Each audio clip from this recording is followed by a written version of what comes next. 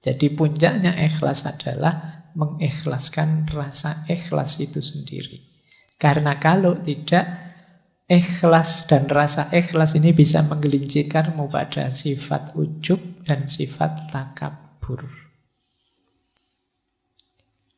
Hati-hati, orang yang merasa sudah ikhlas, perasaanmu bahwa kamu sudah ikhlas, itu bisa saja menggelincirkanmu jadi ujub atau takabur. Meninggalkan ibadah karena takut dianggap Allah, kamu anak soleh ya, kamu sok anu lah. Karena takut label-label dari orang, ini juga jenis riya, kata Sayyidzuddin. Bismillah, mari kita lanjutkan lagi belajar kita, ngaji kita. Pendukungnya ikhlas itu tentu saja ilmu, ini pasti. Tidak mungkin ikhlas bisa sempurna, utuh, utama tanpa kita paham apa itu ikhlas.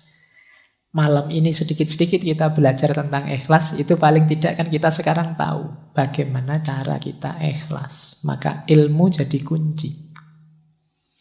Yang kedua sahabat. Ya tentu saja orang-orang sekitar kita mendukung. Kalau sekelilingmu orang-orang toksik semua, kamu tidak akan jauh-jauh dari situ. Cari teman yang enak. Jadi yang mendukung pertumbuhan jiwamu menuju keikhlasan. Yang ketiga, mujahadatun nafas, kemampuan memerangi diri, kemampuan mengendalikan diri. Semakin orang canggih mengendalikan dirinya, menguasai dirinya, semakin mudah nanti mengarahkan pada ideal-ideal hidup, termasuk keikhlasan. Yang keempat, jangan lupa isti'anatullah. Isti'anatullah itu kesadaran untuk minta pertolongan pada Allah. Jangan merasa sudah hebat, sudah bisa, karena Allah lah yang membolak-balik hati kita. Yang kelima, sadar bahwa kita ini fana, dunia ini fana. Maka eman-eman pamrih amal baik kok hanya duniawi.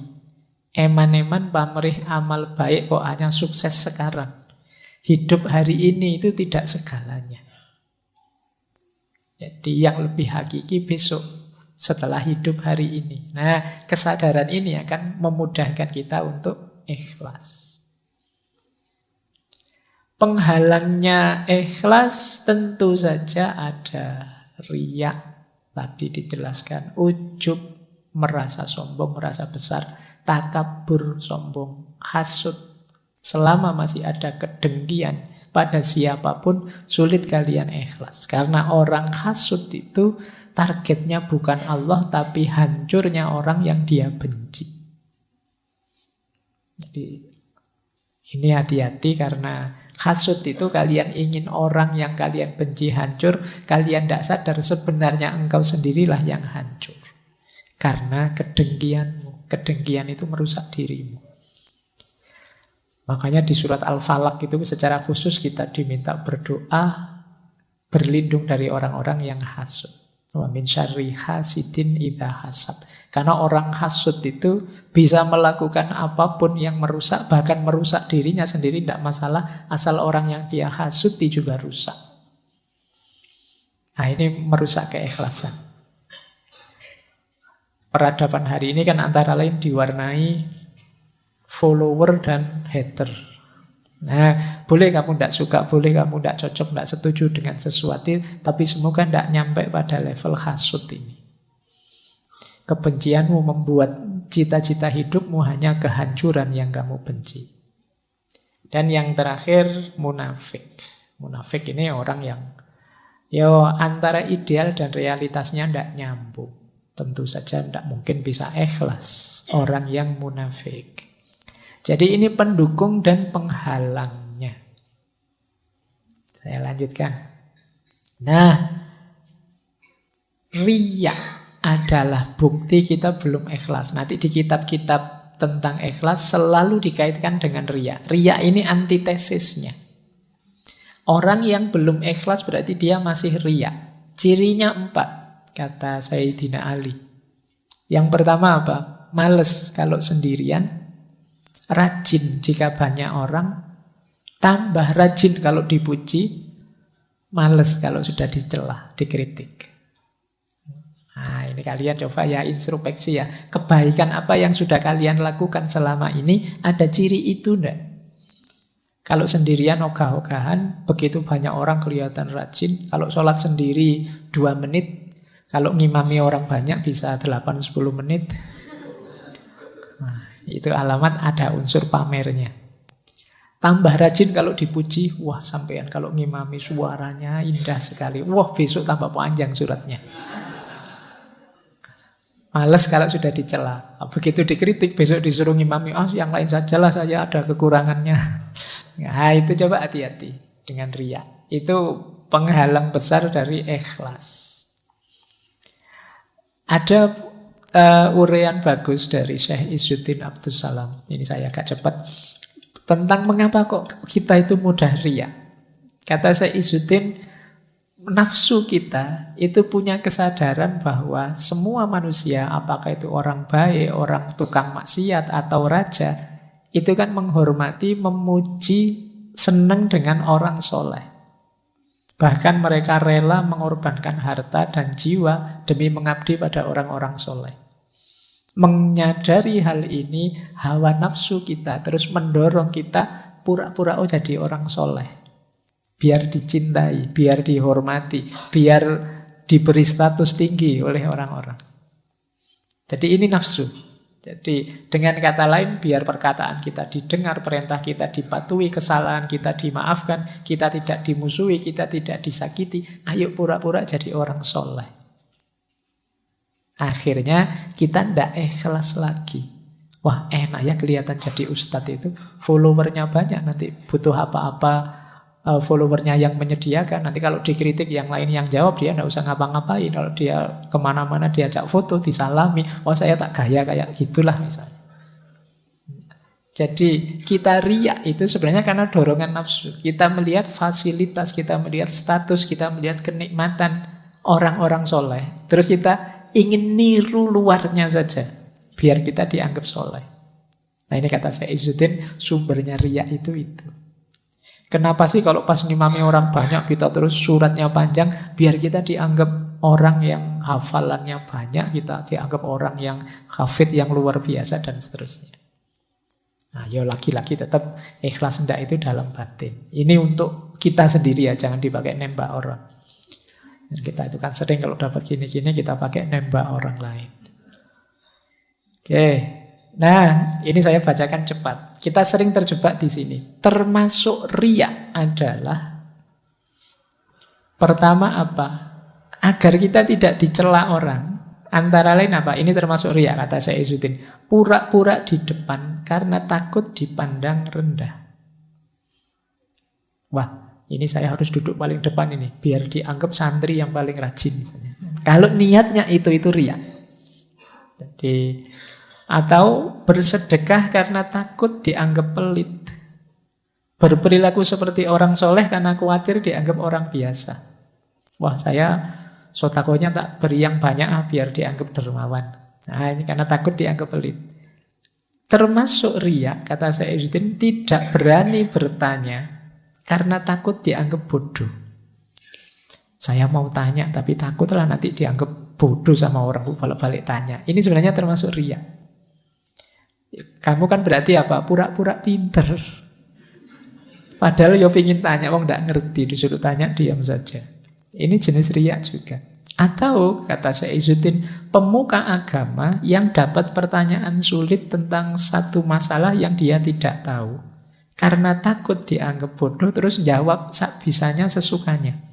Ini riya juga. Yo kalau memang tidak tahu, ya jawab saja saya tidak tahu. Jadi karena kadang-kadang kan beban kan dianggap panutan, dianggap tokoh, itu kan harus bisa menjawab apa saja. Kadang-kadang pertanyaan apapun dijawab.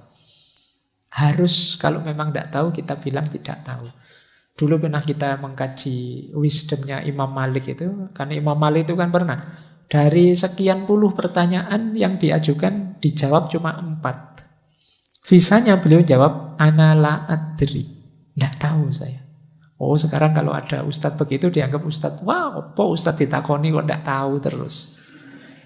Tapi justru yang mulia yang seperti itu. Jangan ngawur, kalau memang ndak tahu bilang ndak tahu. Atau karena takut dianggap ilmunya sedikit terus ngarang-ngarang kalau ngomong. Sudah meriwayatkan nulis kitab apa. Ngerti temennya malas baca buku. Oh saya sudah baca buku ini. Padahal ya nggak pernah. Nah ini juga termasuk riya. Berarti kamu nutup-nutupi fakta bahwa kamu malas membaca. Atau ingin cari keuntungan. Misalnya ketemu orang yang ingin dimintai bantuan terus kita pura-pura jadi orang baik, orang soleh. Nah, biasanya kalau sedang mau utang itu kan kamu ngomongnya halus, enak biar kelihatan. Nah, ini jenis riya. Oh, aslinya kamu tidak ramah, tapi kalau ada perlunya jadi ramah sekali. Ini jenis riya. Atau pura-pura jadi orang baik biar tidak ditinggal teman. Pura-pura soleh biar temannya tidak pergi. Berlagak pandai dan amanah supaya dipercaya. Ini termasuk riya. Nah, termasuk riya juga kata Syekh Izzuddin meninggalkan ibadah karena takut riya. Ada enggak di sini misalnya pas nginep di kamar kosnya teman. Biasanya sholat tahajud, tapi begitu di kamar kosnya teman mau sholat tahajud, Anda enak nanti dianggap pamer biasa tahajud. Nah, kata Syekh Izzuddin justru itu jenisnya riya. Meninggalkan ibadah karena takut riya. Kalimatnya Syekh Izzuddin, setan menghasutmu untuk meninggalkan ibadah. Kalau hasutan itu gagal dan engkau tetap ibadah, setan akan membisikkan riya untuk merusak ibadahmu. Jadi oleh setan itu kita dilarang ibadah, kok masih tetap ibadah, kita diwas-wasi dengan riya. Kok kita bisa ndak saya ndak riya lillahi ta'ala. Setan terus ngasih was-was lagi loh. Meninggalkan ibadah untuk menghindari riya itu lebih baik daripada beribadah tetapi riya. Nah itu tadi akhirnya kalian yang biasanya puasa karena di tempatnya teman, sudahlah ndak usah puasa saja nanti kelihatannya kok kayak pamer. Ini juga riya. Jadi beribadah, tidak beribadah karena takut riya, itu termasuk riya. Kata Syekh Izzuddin, itu dustanya setan. Meninggalkan ibadah karena takut riya, itu bukan ikhlas. Jadi ikhlas itu beribadah karena Allah saja, bukan karena manusia. Meninggalkan ibadah karena takut dilihat orang, itu berarti tidak karena Allah lagi, tapi karena manusia. Meninggalkan ibadah karena takut dianggap Allah, kamu anak soleh ya, kamu sok anu lah. Karena takut label-label dari orang, ini juga jenis riya, kata Syekh Izzuddin. Jadi ikhlaslah lillahi ta'ala, pokoknya full semuanya karena Allah saja, tidak karena macam-macam. Baik, nah ini menarik. Kita akhiri sesi malam hari ini dengan pendapatnya Syekh Abu Syu'aib Shaleh Ar-Rusti As-Susi. Kata beliau, puncaknya ikhlas justru mengikhlaskan rasa ikhlas. Mengikhlaskan rasa ikhlas itu hati-hati orang yang merasa sudah ikhlas. Perasaanmu bahwa kamu sudah ikhlas itu bisa saja menggelincirkanmu jadi ujub atau takabur. Ujub itu merasa diri sudah hebat. Takabur itu sombong. Jadi merasa diri lebih tinggi dari yang lain. Jadi alhamdulillah saya sudah ikhlas. Tidak kayak teman-temanku itu masih tujuannya dunia. Nah, rasa ikhlas ini akhirnya justru jadi penghalang terakhir. Jadi coba kalau begitu gimana kalau kita sudah ikhlas lillahi ta'ala, bersyukurlah bahwa ikhlas itu dianugerahkan oleh Allah padamu. Jadi bukan jasamu, bukan karena dirimu. Jadi puncaknya ikhlas adalah mengikhlaskan rasa ikhlas itu sendiri. Karena kalau tidak, ikhlas dan rasa ikhlas ini bisa menggelincirkanmu pada sifat ujub dan sifat takabur. Baik, Saya kira itu ya materi tentang keikhlasan malam hari ini. Jadi rumusnya yang terakhir, ma la yudraku kulluhu la yudraku kulluhu. Apa yang tidak bisa dijangkau semuanya sampai tuntas, sampai puncak, ya jangan ditinggal semuanya. Mari kita bareng-bareng berusaha memperbaiki diri.